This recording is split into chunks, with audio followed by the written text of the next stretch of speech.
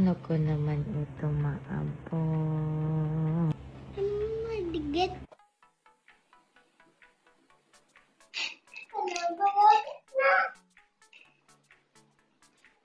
Yun! Yun! Wow! Marami ko sa'yo. Marami ko siya. Hindi mo lang ngayon ko. I love you, Daddy. Oh. Dada?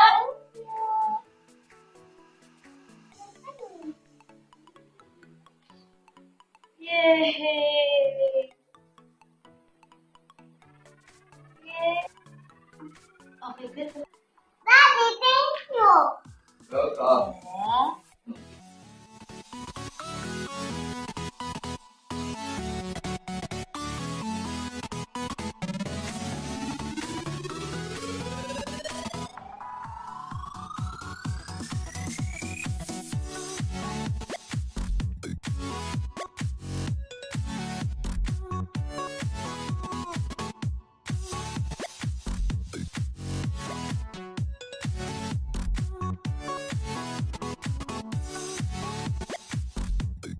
Yellow basket.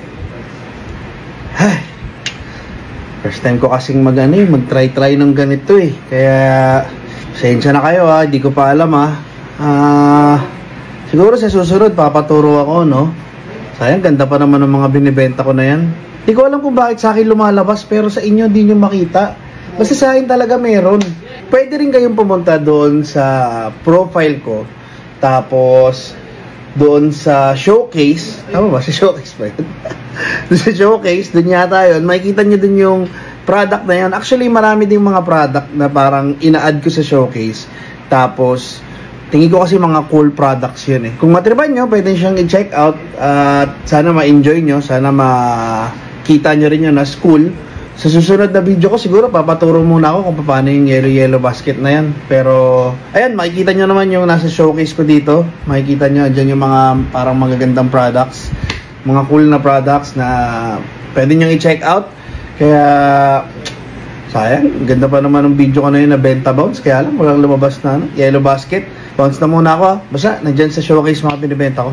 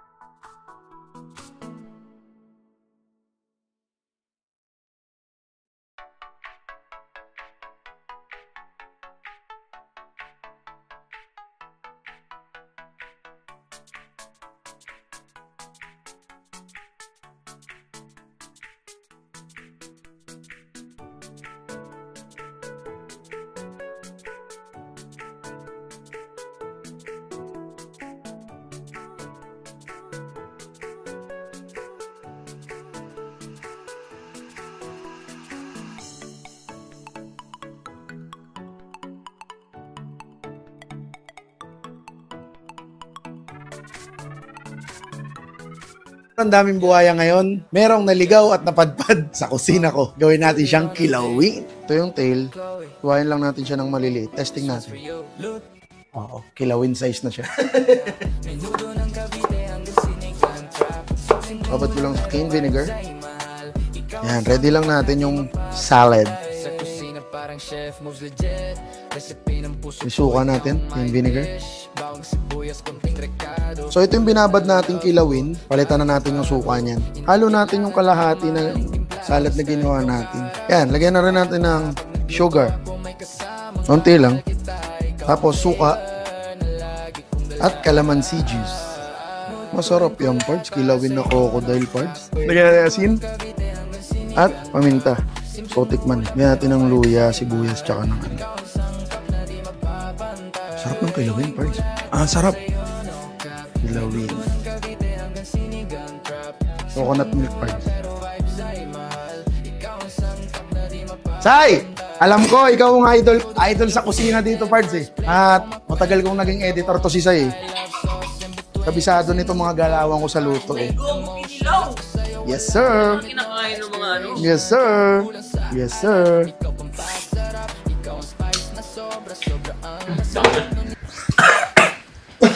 Good shit! Serve ko yung mga inasal dito, ba't parang ako lang yun na? Pecho, story time. Meron ako nabili dati sa TikTok. Sobrang tagalan nito. Ever since nag-start ako mag-gym. Ito, lagi ko itong dala. Weighing scale. Lalo na dun sa mga nagtatrack ng calories, mga naka-calorie deficit, naka-calorie surplus, o kung ano man. Ay, kailangan nito. Basic lang gamitin yan. Dun sa journey ko, nung last time na nag-compete ako. Tapos lalo na may competition ako. Hindi pwede ko itong hindi ito laging dala. Ano, matrack natin lahat. Matimbang lahat. Okay, so, inimbang ko ito, guys. Check nyo na lang. Diego Basket. Kita tayo sa gym. O face life, addict na talaga ako sa kape. Iba talaga yun sa'yo eh. Pag make-up ko eh. Natatay na naman ako. Sa lahat na ng mga video ko, lagi ako natatay. Ano ba ito? Tae serye o gym serye o kung ano man.